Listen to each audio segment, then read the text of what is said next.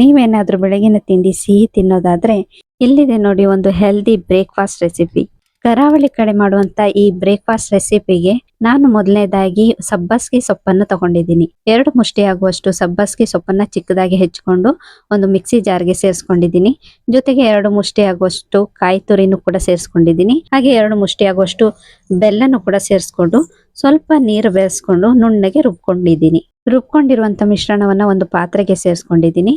ಇವಾಗ 2 ಗ್ಲಾಸ್ ಆಗುವಷ್ಟು ಅಕ್ಕಿನ ರಾತ್ರಿನೇ ನೆನೆಸಿಟ್ಕೊಂಡಿದ್ದೆ. ಅದನ್ನ ಚೆನ್ನಾಗಿ ತೊಳೆದು ಅದೇ ಮಿಕ್ಸಿ ಜಾರ್ಗೆ ಹಾಕಿ ಸ್ವಲ್ಪ ನೀರನ್ನು ಕೂಡ ಬೆರೆಸಿ ನುಣ್ಣಗೆ ರುಬ್ಕೊಳ್ತಾ ಇದ್ದೀನಿ.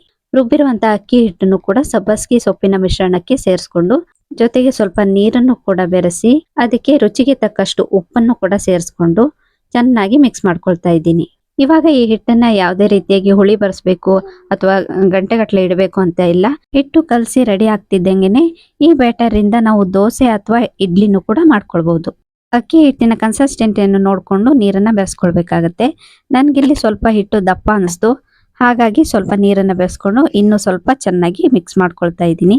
ಇವಾಗ ಒಂದು ದೋಸೆ ಹಂಚನ್ನ ತಗೊಂಡು ಅದಕ್ಕೆ ಎಣ್ಣೆ ಅಥವಾ ತುಪ್ಪನ ಸವರಿ 2 ಸೌಟ್ ಆಗುವಷ್ಟು ಹಿಟ್ಟನ್ನ ದೋಸೆ ಕಾವಲಿಗೆ ಮೇಲೆ ಹಾಕಿ ಒಂದು ಪ್ಲೇಟ್ ಇಂದ ಮುಚ್ಚುತ್ತಾ ಇದ್ದೀನಿ. ದೋಸೆ 2 ಕಡೆ ಬೇಯಿಸೋ ತನಕನೂ ಮುಚ್ಚಳ ಮುಚ್ಚಿ ನಂತರ ಮುಚ್ಚಳವನ್ನ ತೆಗೆದು ದೋಸೆಯನ್ನ ತಿರುವ ಹಾಕೊಂಡು ಇನ್ನೊಂದು ಕಡೆನೂ ಕೂಡ ಬೇಯಿಸ್ಬೇಕಾಗತ್ತೆ. ನೋಡಿ, ಇಲ್ಲಿ ನಾನು 2 ಕಡೆನೂ ಕೂಡ ಬೇಯಿಸ್ಕೊಂಡಿದ್ದೀನಿ. ಇದನ್ನ ಒಂದು ಪ್ಲೇಟ್ಗೆ ಹಾಕಿ ಸರ್ವ್ ಮಾಡ್ತಾ ಇದ್ದೀನಿ. ಹಾಗೆ ಎಲ್ಲಾ ದೋಸೆಗಳನ್ನು ನಾನು ರೆಡಿ ಮಾಡಿ ಇಟ್ಕೊಂಡಿದ್ದೀನಿ. ರುಚಿಯಾದಂತ ಗೋಲ್ಡನ್ ಗ್ರೀನ್ ಕಲರ್ ಸಬ್ಬಸ್ಗಿ ದೋಸೆ ರೆಡಿ ಆಯ್ತು.